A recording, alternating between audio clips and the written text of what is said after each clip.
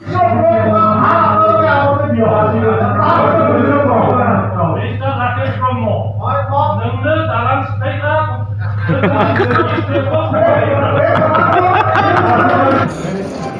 বহুত প্ৰশ্ন আছিল, আমি প্ৰশ্ন উত্থাপন কৰিছোঁ যে ডিচিক 16টা ডিপাৰ্টমেণ্ট দিয়াৰ যিটো এখন অৰ্ডাৰ, এই অৰ্ডাৰখন আমি কেঞ্চেল কৰিবলৈ দাবী কৰিছোঁ।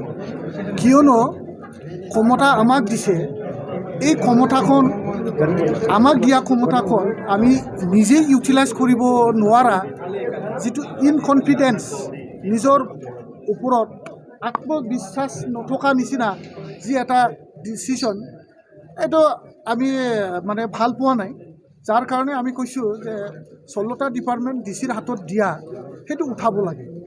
কিয়নো ডিচিটো ডিষ্ট্ৰিক্ট লেভেল অফিচাৰকে কণ্ট্ৰল কৰিব।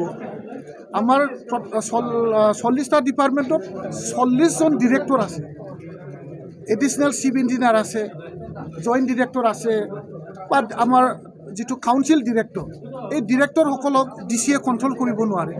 তেতিয়াহ'লে কি হ'ব, আমাৰ পাৱাৰটো ক্লেচিং হ'ব। যে আজিৰ দিনটোত ডিচিহে মানে কেজুৱেল লিভ দিবৰ কাৰণে মানে আমাৰ ডিষ্ট্ৰিক্ট লেভেল অফিচাৰবিলাকক দায়িত্ব দিছে। কিন্তু 40টা ডিপাৰ্টমেণ্টৰ যিমান অফিচাৰ আছে আপ টু ডিৰেক্টৰ লেভেললৈকে, এই ডিপাৰ্টমেণ্টৰ অফিচাৰবিলাকৰ যিটো চাকৰি, এই চাকৰিটো আমাক ডিছপ'জ কৰিছে আৰু তেখেতসকলে আমাৰ হাতত থকা ক্ষমতা হয় আৰু ডিচিক একশ্যন প্লেন কৰিবলৈ দিছে। আৰু ডিচি কাক লৈ একশ্যন প্লেন কৰিব? ডিচিৰতো যিটো ডিষ্ট্ৰিক্ট লেভেল অফিচাৰবিলাকক লৈ কৰিব। এইটোতো আমি ইউটিলাইজ কৰিব পাৰে, তেখেতসকলে আমাৰ আণ্ডাৰতেই আছে। আমি তেখেতসকলক মানে কিবা কৰিব নোৱাৰা নিচিনা, মানে শাসন কৰিব নোৱাৰে।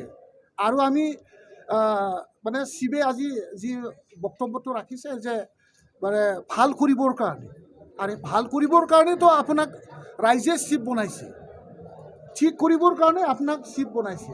আকৌ ঠিক বনাবৰ কাৰণে ডিচিক এৰিব লাগে, সেই কথাটো কি? আমি সেইটোখিনি আপত্তি কৰিছোঁ। মই ক'ব বিচাৰিছোঁ যে আমাৰ চৰকাৰ গঠন হোৱাৰ পিছত যিমানকেইটা আমাৰ ছেশ্যন হৈ গ'ল এছেম্বলি, আজি ফাৰ্ষ্ট টাইম প্ৰথমবাৰৰ কাৰণে অপজিশ্যনে আহি আজি আগভাগ লৈছে, তেখেতসকল পাৰ্টিচিপেট কৰিছে। আৰু আজিৰ এই আমাৰ সদনত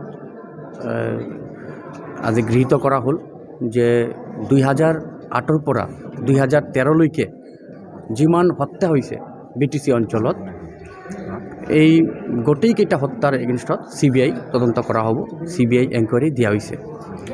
আৰু লগতে বিগত চৰকাৰৰ WPT ডিপাৰ্টমেণ্ট, PW ডিপাৰ্টমেণ্টৰ যি মানে ইমান কোটি কোটি টকাৰ যে কাম হৈছে, সেই কোটি কোটি টকাৰ কামৰ ভিত্তিত চাবলৈ গ'লে বহুত ৰেকৰ্ড নাই, ফাইল নাই, বা কোনোবা ঠাইত ৰাস্তা হৈছে বা কোনোবা ঠাইত দলং হৈছে, সেইবিলাক চাবলৈ গ'লে বিচাৰি পোৱা নাযায়।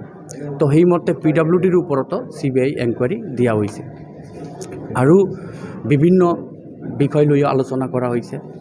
BTR একৰ্ড হিচাপে আলোচনা হৈছে, ফৰেষ্ট ডিপাৰ্টমেণ্টৰ আলোচনা কৰা হৈছে, হেল্থ ডিপাৰ্টমেণ্টৰ আলোচনা হৈছে। অহা দিন আকৌ বাজেট ছেশ্যন আছে আমাৰ, দুদিনীয়া আমাৰ বাজেট এছেম্বলি।